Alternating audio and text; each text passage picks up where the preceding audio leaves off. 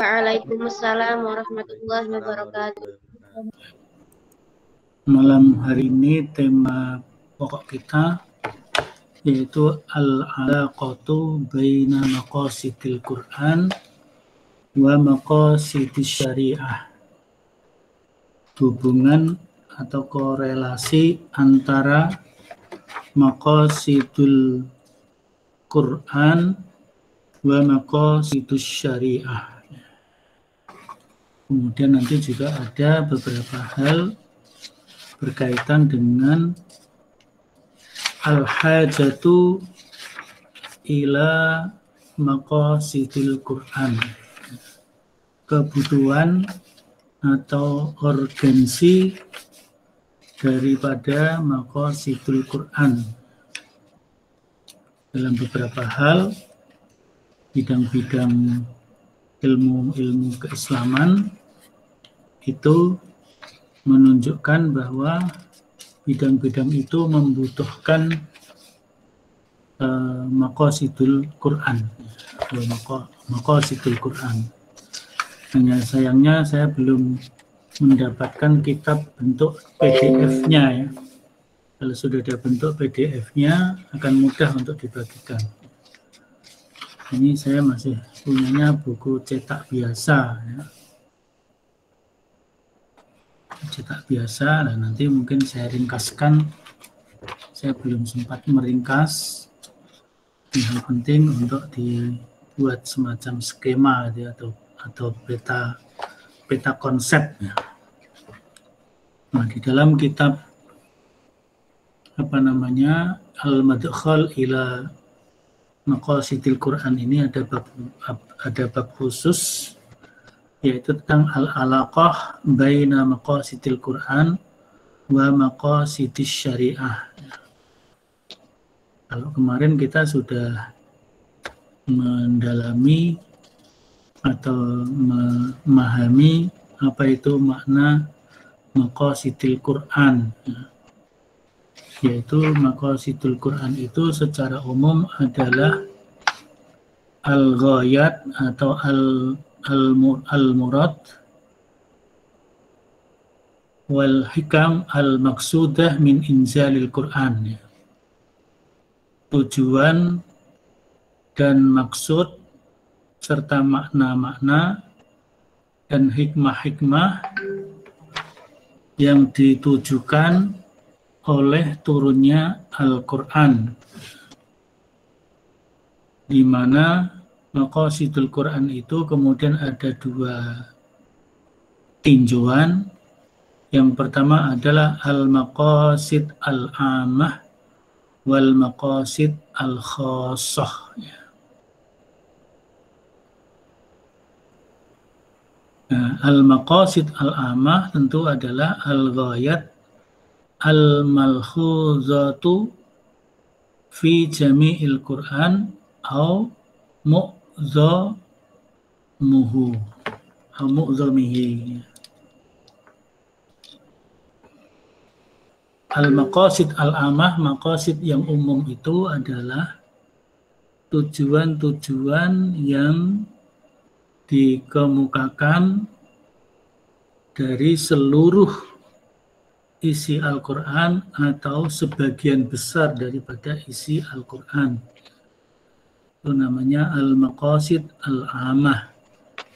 Kemudian al-maqasid al-khassah, maksud yang lebih khusus, ya al-ghayatu al-malkhuzatu fi anwa'in khassatin min tasyri'il Quran. Jadi kalau yang dimaksud dengan al-maqasid al-khassah itu yaitu tujuan-tujuan yang dikemukakan oleh Al-Quran pada macam-macam yang bersifat khusus dari penetapan hukum syar'i oleh Al-Quran. Penetapan hukum syariat oleh Al-Quran. Nah, al-maqasid al-khassah ini masih dikembangkan lagi ada al-maqasid al-juz'iyah. Al-maqasid al-juz'iyah, yakni al-ghayat al-malkhuzatu fi ahadi ahkamil Qur'an. Fi ahadi ahkamil Qur'an. Kalau ahad itu terbatas artinya, bukan satu.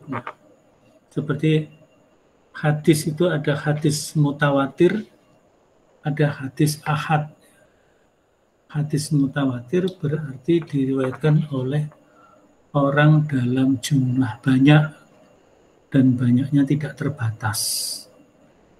Tapi kalau ahad itu jumlahnya terbatas, maka ahad itu dibagi menjadi 3 kalau dalam hadis. Ada hadis masyhur, kemudian aziz, kemudian gharib. Masyhur berarti diriwayatkan oleh 3 jalur. Terbatasnya itu maksimal sampai 3. Kalau sudah lebih dari 3 menjadi mutawatir. Jadi ahad itu terbatas, kalau mutawatir itu banyak tidak terbatas. 4 ke atas itu mutawatir.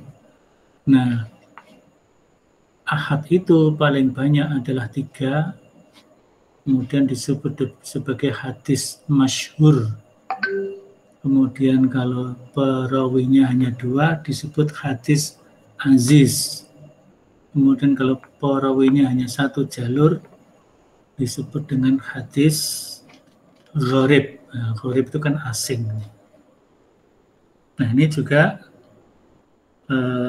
kalau al-maqasid al-juz'iyah adalah tujuan dari Al-Quran dalam penetapan hukum-hukum yang sifatnya terbatas atau bagian-bagian.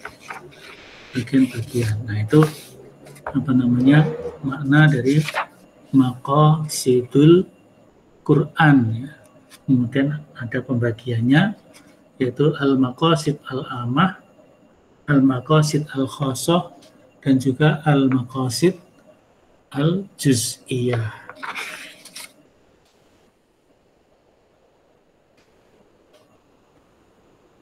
Kalau contoh dari maqasid al-amah dari Al-Quran itu adalah tentang bahwa Al-Quran itu melakukan perbaikan dalam masalah akidah dan keyakinan umat manusia.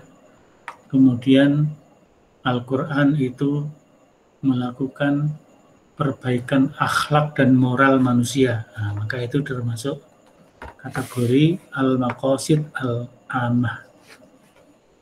Kemudian kalau al-maqasid al-khosoh, contohnya adalah perbaikan yang sifatnya lebih spesifik, seperti perbaikan keluarga, perbaikan harta dan ekonomi umat, ya, atau di sini adalah ekonomi keluarga. Kemudian juga perbaikan dalam masalah peradilan, nah, itu kan lebih sifatnya khusus, ya. Perbaikan dalam masalah politik, ya. Jadi ini hal-hal yang bersifat khusus. Jadi maksud al-islah al-aili, jadi tujuan perbaikan keluarga. Maksud al-islah al-mali wal-iktisadi, maksud atau tujuan perbaikan harta dan ekonomi. Maksud al-islah al-qadai, tujuan perbaikan peradilan dan juga politik dan sebagainya. Itu yang al-khosoh, ya. Kalau al-amah yaitu al-hikmah min tasyri', bukan al-amah, al-juz'iyah, ya. Al-juz'iyah, al-hikmatu min tasyri'il wudu' fi qawlihi ta'ala walakin yuridu liyutahhirakum wa liyutimma ni'matahu 'alaikum la'allakum tashkurun. Jadi di sini misalnya ini menunjukkan hikmah, ya. Hikmah dan tujuan pensyariatan wudhu seperti yang dikatakan oleh Allah dalam surat Al-Maidah ayat 6. Jadi Allah mensyariatkan wudhu yang kemudian di dalamnya juga ada tayamum, itu adalah yuridu liyutahhirakum wa liyutimma ni'matahu 'alaikum. Jadi ini adalah tujuan dari pensyariatan wudhu, kan itu lebih spesifik lagi daripada yang khosoh tadi. Kebersihan wajah, kebersihan tangan, kepala, kaki, itu adalah tujuannya liyutahhirakum wa liyutimma ni'matahu. Itu disebut contoh daripada al-maqasid al-juz'iyah. Itu bagian wudhu itu kan bagian kecil daripada syariat ibadah mahdhah. Ada wudhu, ada sholat, ya. Kemudian kesucian, ada kesucian badan, kesucian tempat, kesucian pakaian, ya. Nah ini wudhu itu kan kesucian badan, kesucian badan dari hadas, ya. Ada juga hikmah dari pensyariatan tayamum, itu termasuk bagian dari al-maqasid al-juz'iyah. Nah, sekarang bagaimana hubungan antara maqasidul Quran dengan maqasidus syariah? Kalau maqasidus syariah itu umumnya adalah maslahatul ummah. Maslahatul ummah atau solahul ummah. Jadi maka di dalam usul fiqh itu,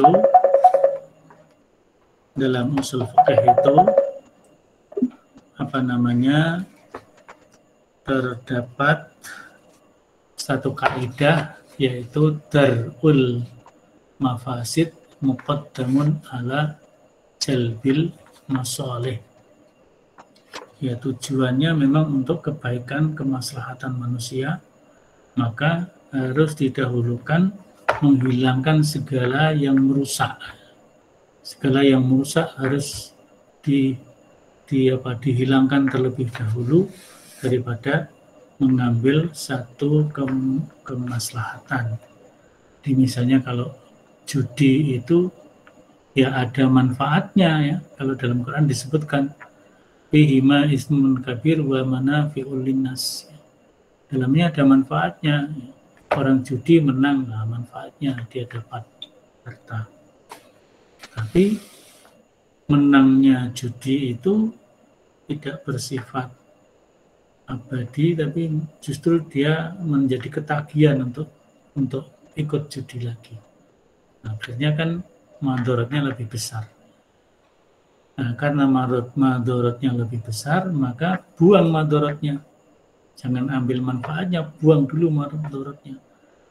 Karena buang madharatnya, maka judi itu hukumnya menjadi haram. Begitu juga minuman khamar dan sebagainya. Nah, di sini al-alaqah, korelasi antara maqasidul Quran wa maqasidus syariah itu, yang pertama, tadammanal Qur'anu usulal maqasid wa mukammalatuha.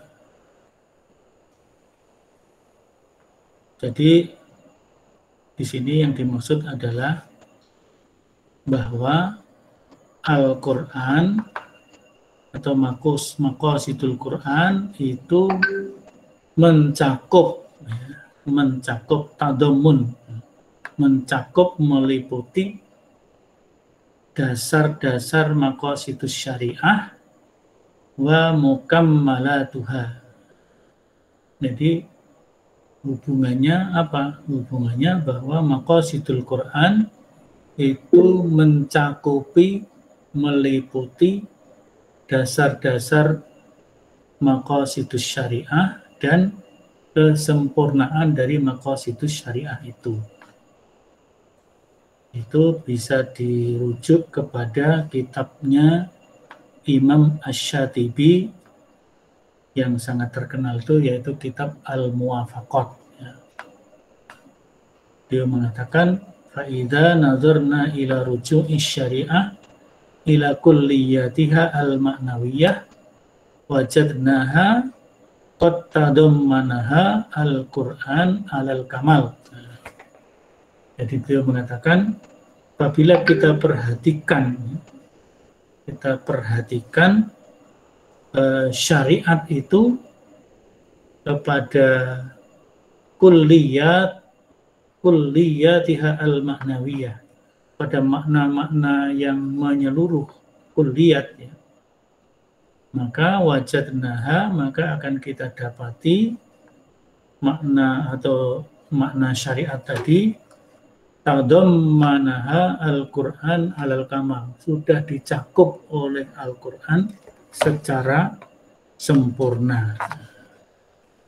Maka kemudian dalam maqasidus syariah itu ada daruriyat, ada hajiyat, ada tahsiniyat.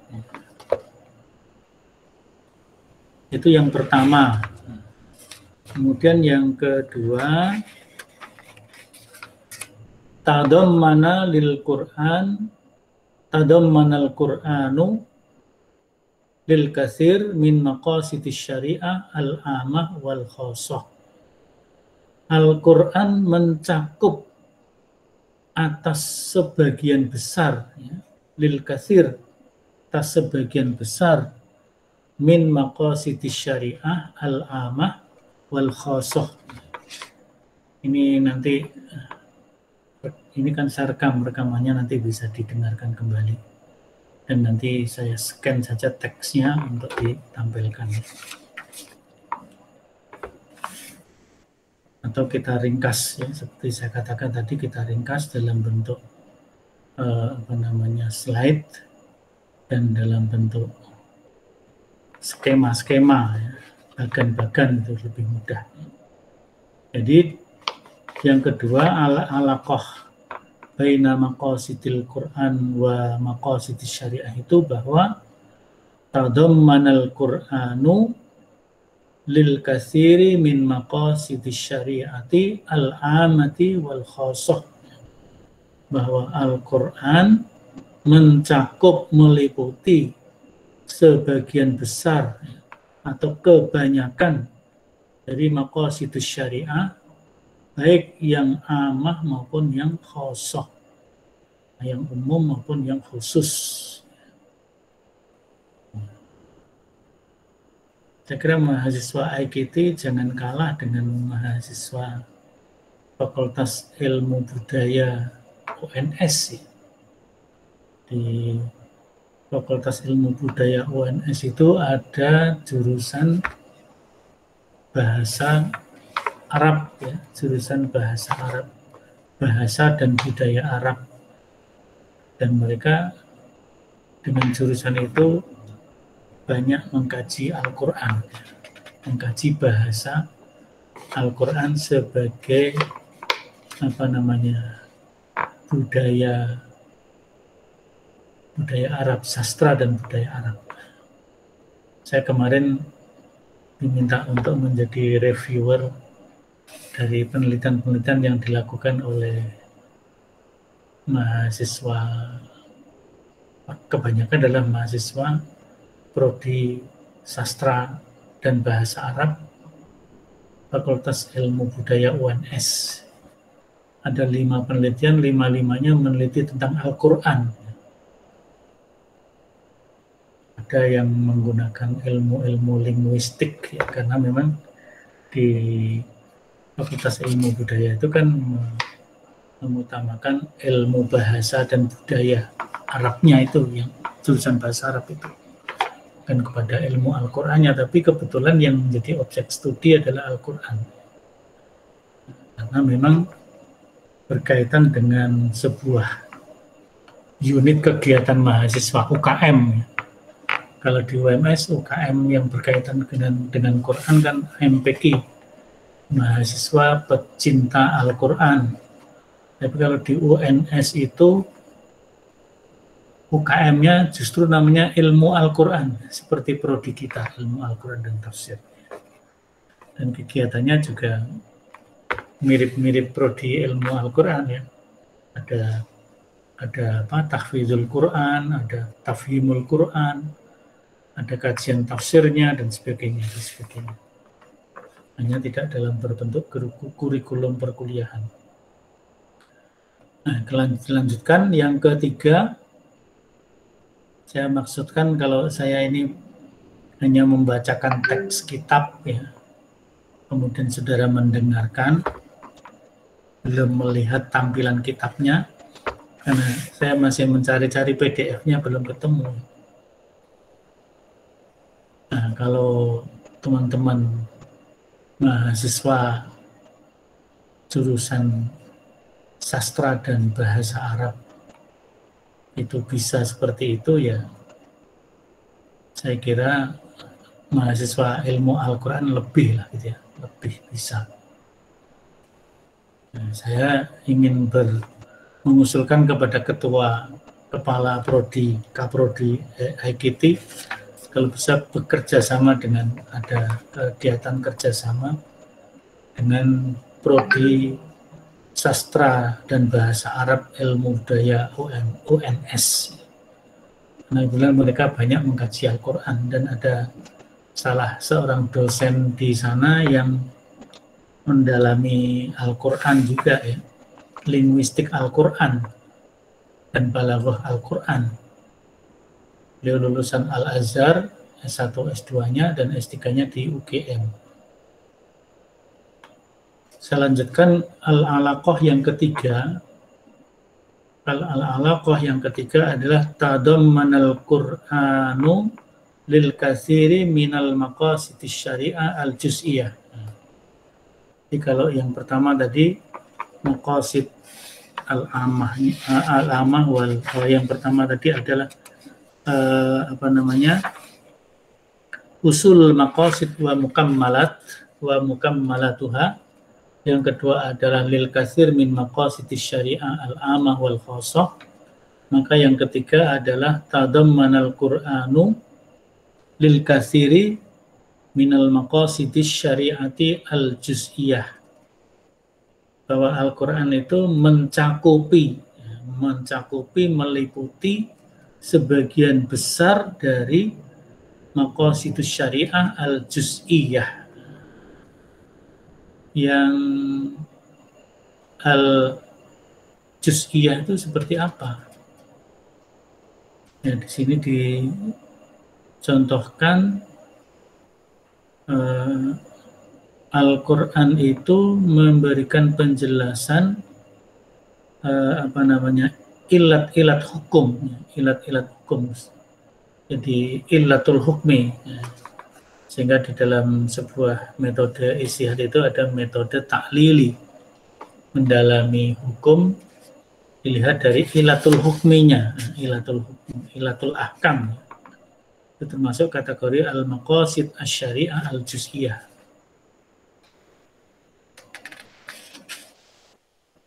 Kalau al-amah tadi yaitu maqasid dengan pendekatan istiqra'. Istiqra' itu adalah pendekatan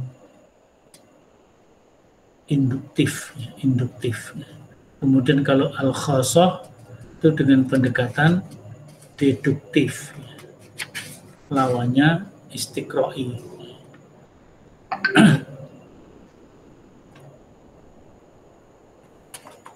Nah, berikutnya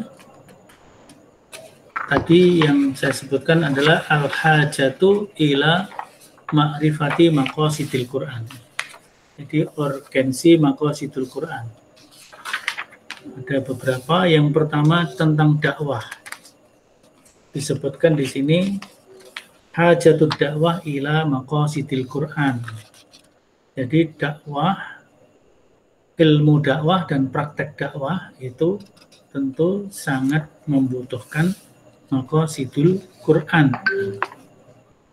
Artinya seorang dai tidak bisa melakukan kegiatan dakwah dengan sempurna tanpa memahami ya dan mempelajari hikamul Quran wa maqasiduhu, hikmah-hikmah Al-Quran dan maqasid hikmah itu ya, hikmah itu mungkin lebih dalam daripada maqasid.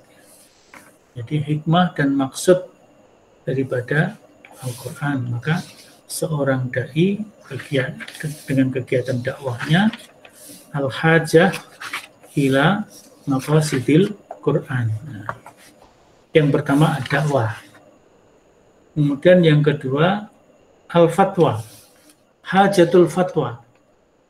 Hajatul fatwa ila maqasidil Quran.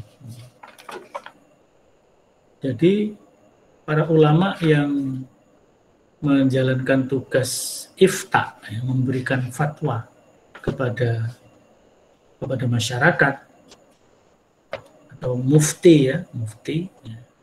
Kalau di Majelis Ulama namanya komisi fatwa. Ya. Kalau di Majelis Tarjih namanya divisi fatwa.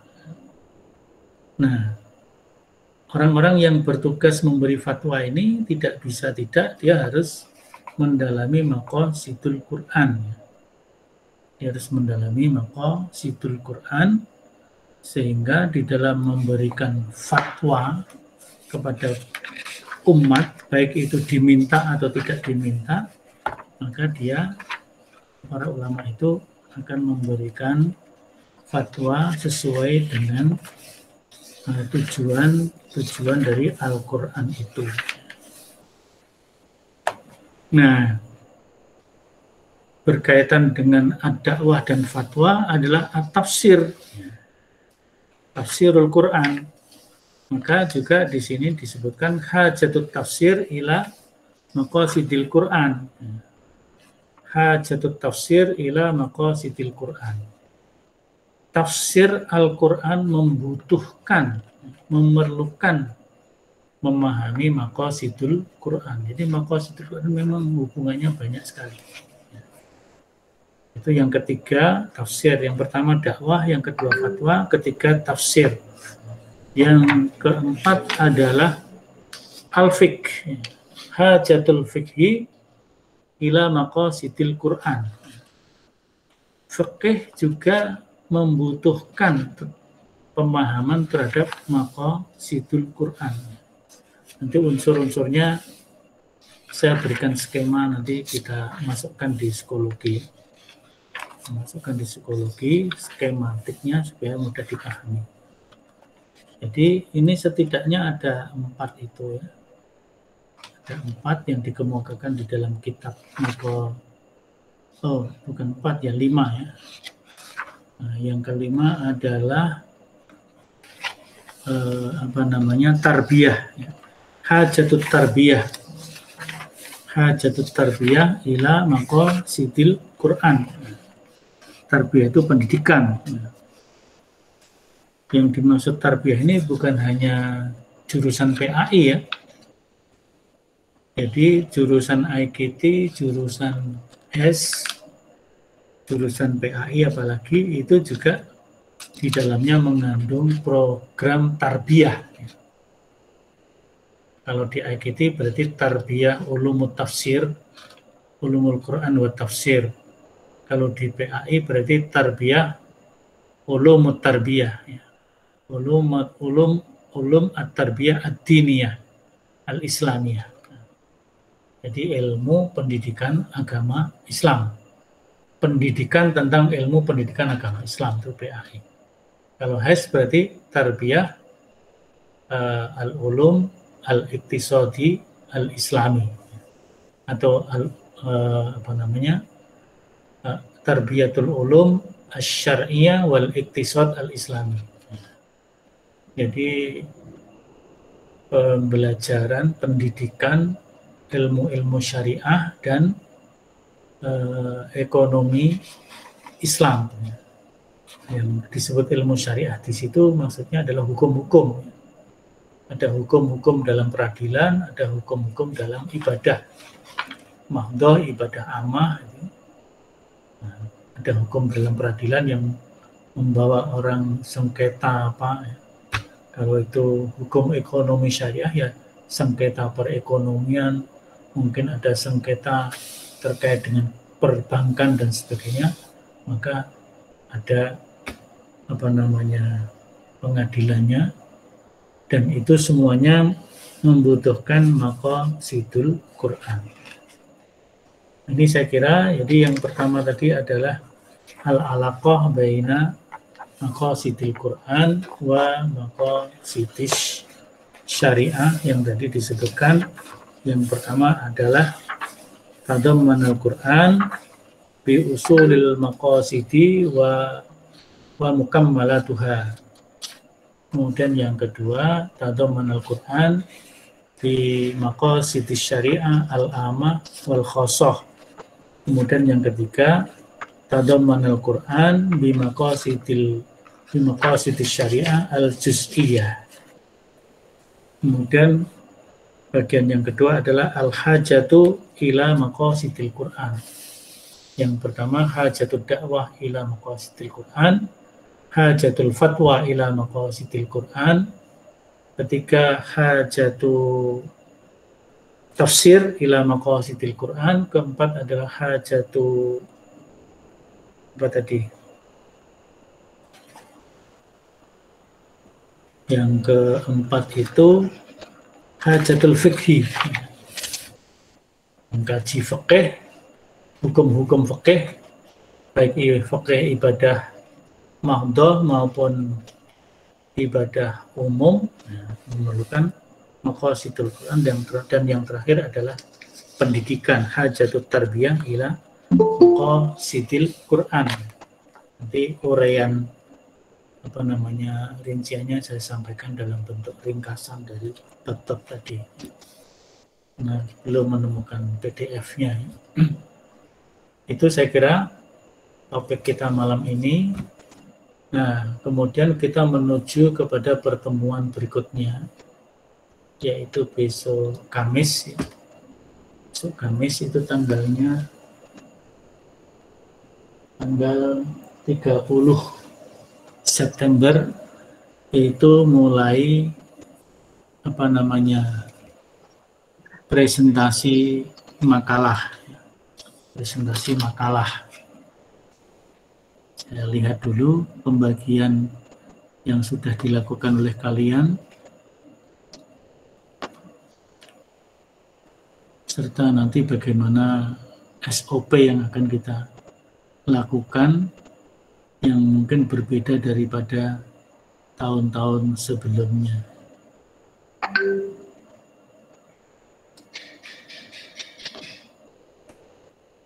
Ini kelas A ya. Ya, kelompok 1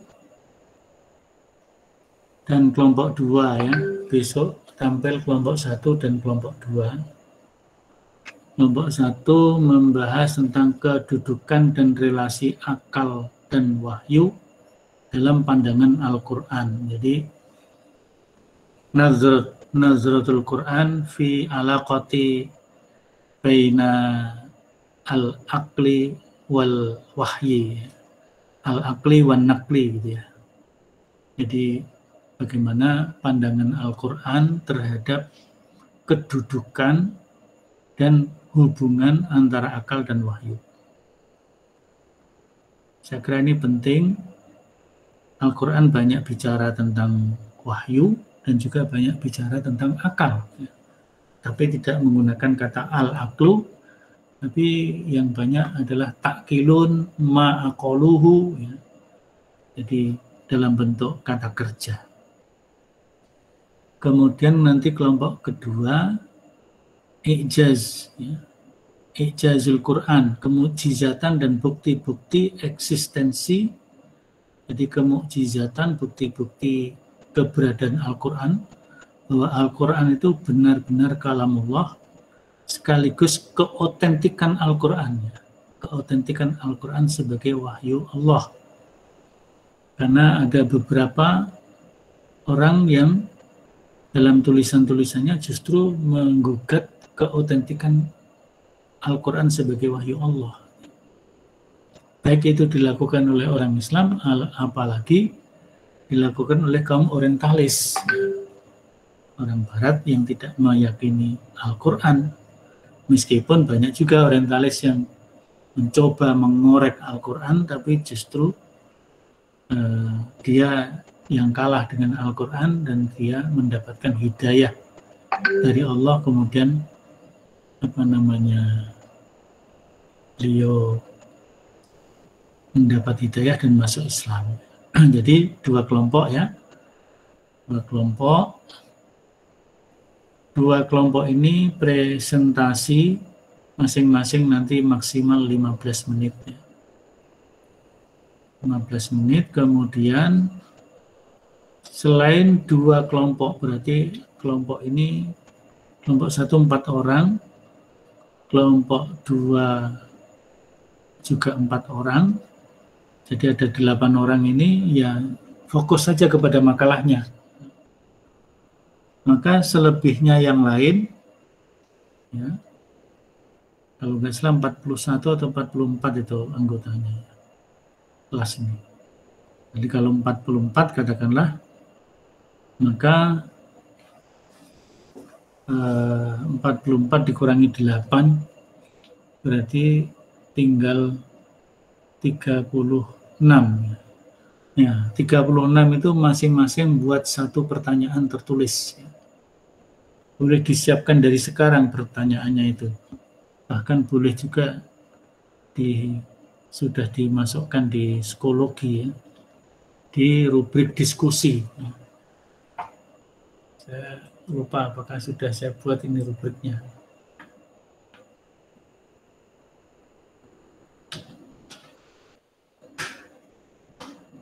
Mudah-mudahan sudah dibuat, karena biasanya saya buat kelas B sekaligus saya buat juga kelas A. Kalau belum ya nanti tinggal kita buat. Ini kelas A atau B? Kelas A ya? Kelas A. Kelas A. Oh, kelas A belum. Jadi kalau kita lihat yang ada di kelas B aja dulu.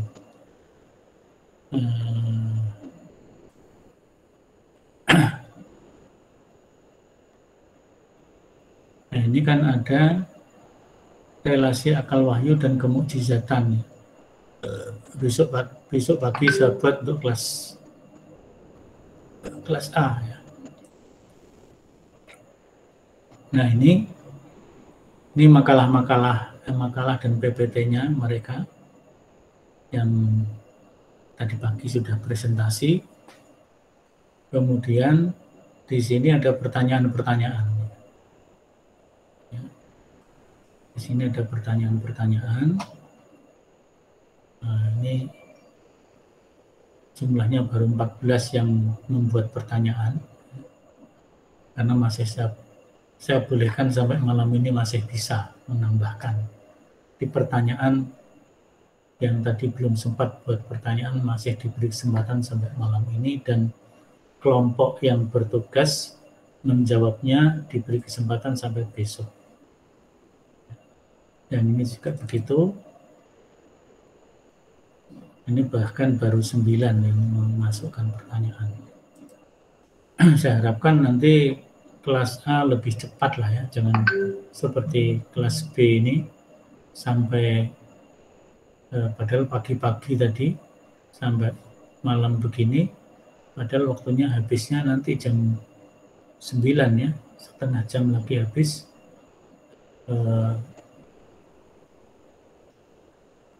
Ini bahkan ini yang jawabnya habis jawabnya besok jam 12 bukan habis membuat pertanyaannya. Kalau buat pertanyaannya malam ini harus habis, karena kalau malam ini nggak diakhiri, kapan kelompok itu akan menjawab? Maka saya harapkan kelas A nanti boleh buat pertanyaan tuh sebelum menemukan makalahnya, nggak apa-apa. Dan kalau judulnya seperti ini, kira-kira apa saja yang ditanyakan kan sudah bisa diketahui ya.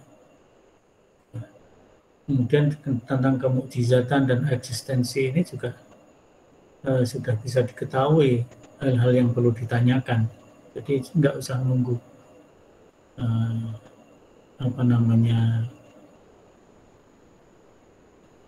makalahnya ada gitu ya. Jadi sudah bisa diperkirakan apa-apa yang mau ditanyakan.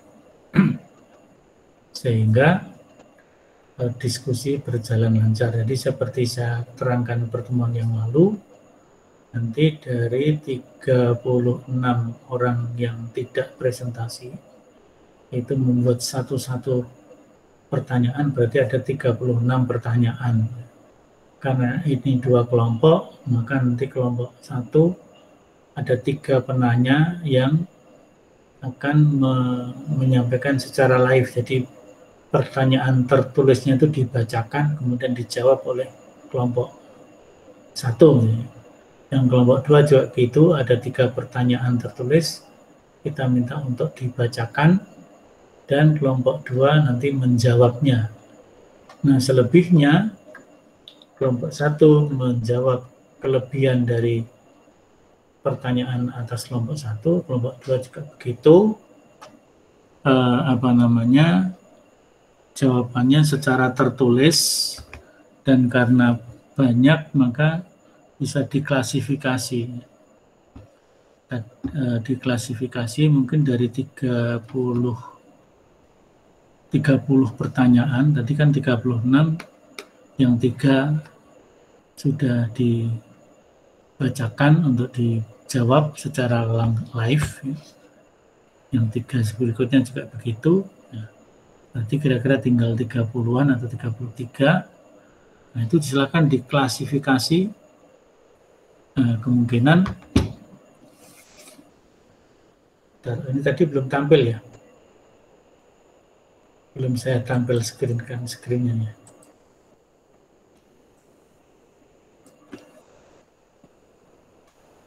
Nah, jadi besok mahasiswa yang tidak presentasi itu membuat pertanyaan 1 orang 1 untuk kelompok 1, 1 orang 1 juga untuk kelompok 2. Berarti masing-masing buat 2 pertanyaan. Pertanyaan ke kelompok 1 dan pertanyaan ke kelompok 2 tertulis dan diupload di sini ya. Diupload di sini. Untuk kelompok 1 diupload ke diskusi kelompok 1, untuk kelompok 2 diupload di kelompok 2. 1 pertanyaan saja. Jadi masing-masing buat 2. 1 ke sini, 1 ke sini. Nanti ada 3 di jalur kelompok 1 untuk dibacakan dan dijawab live. Ada 3 untuk kelompok 2 dibacakan dan dijawab secara live. Nanti yang memilih saya. 3 orang yang membacakan pertanyaannya itu yang memilih saya. Nah, selebihnya dijawab secara tertulis di rubrik ini juga, sehingga orang yang bertanya akan bisa melihat jawabannya.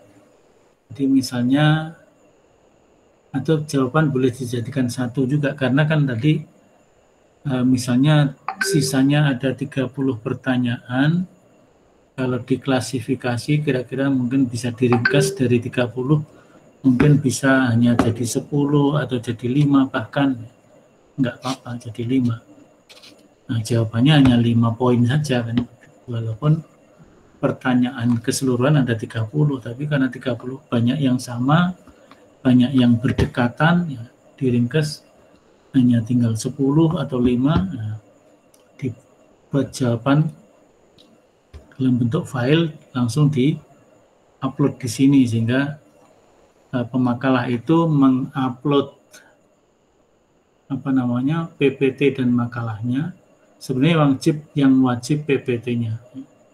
yang wajib PPT-nya dulu, karena makalahnya ini nanti ditulis oleh masing-masing individu anggota kelompok. Ya, makalahnya ini. Tapi ini tadi yang kelas B, kelompok itu sudah membuat makalah sekaligus, ya nggak apa-apa. Tapi nanti perbaikannya perbaikan individu. Saya minta makalah ini diperbaiki lagi berdasarkan masukan-masukan yang ada dalam pertanyaan dan juga catatan dari saya, disempurnakan oleh masing-masing individu.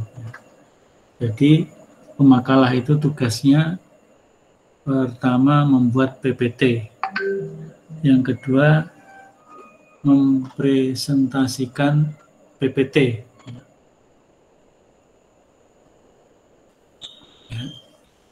Membuat PPT, mempresentasikan PPT secara bersama, secara kelompok. Mahasiswa yang lain membuat satu pertanyaan. Membuat satu pertanyaan. Kalau besok, khusus besok 2 karena 2 makalah. Kemudian tugas kelompok lagi setelah diskusi, ada pertanyaan-pertanyaan, saudara menjawab, kan itu pertanyaan itu kadang-kadang juga sekaligus merupakan tambahan, ya, tambahan perbaikan. Maka secara individual memperbaiki makalahnya, menyusun makalah perbaikan tambahan dari PPT tadi dibentuk makalah utuh, ya. Dan itu masing-masing individu yang membuat. Jadi kalau kelompok 1 ada 4 orang, maka nanti ada 4 makalah. Kelompok 2 juga ada 4 orang, maka nanti ada 4 makalah juga sesuai versinya masing-masing. Versinya masing-masing. Saya kira itu untuk pertemuan malam ini. Jadi persiapan untuk yang akan datang, silahkan kelompok menyiapkan PPT-nya, tapi mau melengkapi sekalian makalahnya juga boleh, seperti kelompok kelas B tadi. Nah, di kelas A mau seperti itu juga boleh, supaya nanti ketika perbaikan individual itu sudah lancar, ya, karena sudah dikerjakan kelompok makalahnya, tinggal melengkapi sesuai versinya masing-masing. Saya kira begitu, ini sudah pas 1 jam, ya. 1 jam. Kalau mulai resminya 19.45 tadi saya buka, sudah 7:30 sudah saya buka Google Meet-nya. Ini sudah 1 jam tepat, ya. 1 jam tepat saya kira. Kita cukupkan pertemuan malam ini. Kita ketemu insya Allah pada hari Kamis tanggal 30 September, ya, dengan menampilkan 2 makalah kelompok 1 dan 2. Yang lainnya siapkan 1 pertanyaan tertulis kepada kelompok 1 dan 1 pertanyaan tertulis kepada kelompok 2. Jadi saudara buat 2 pertanyaan. Sudah jelas, ya? Insyaallah. Ya, Insyaallah. kalau sudah jelas berarti kan nggak perlu ada pertanyaan gitu lah. Atau masih ada pertanyaan? Nah, jadi pemakalah yang penting PPT-nya terlebih dahulu begitu selesai, syukur sebelum hari H-1 sudah di-upload di psikologi. Sudah di-upload di psikologi di rubrik diskusi, ya. Di rubrik diskusi. Sehingga teman-teman sudah bisa membuka dan mungkin dari situlah bisa buat pertanyaan, ya. Buat pertanyaan. Membuat 1 soal pertanyaan. Baik, saya kira begitu. Mari kita akhiri dengan membaca hamdalah. Alhamdulillahirrahmanirrahim. Alhamdulillahirrahmanirrahim. Jangan lupa presensinya diisi, ya. Oke, Pak. Ya, diisi. diisi tanggalnya tanggal 23 ya. Oke. Sesuai jurnal jadwalnya. Hanya kemarin kan saya kena sakit, kaki itu sakit, tapi yang merasakan tidak hanya kaki saja, semuanya ikut merasakan, sehingga mau mengampu mata kuliah ya agak berat. Pagi masih bisa, sore udah sangat berat. Baik, kita akhiri. Maaf Ustaz, tadi saya sudah isi tapi tanggal 27 Ustaz. Oh ya, nggak apa-apa lah, udah terlanjur, nanti saya perbaiki secara manual. Assalamualaikum warahmatullahi wabarakatuh. Waalaikumsalam warahmatullahi wabarakatuh. Syukran Ustaz. Afwan.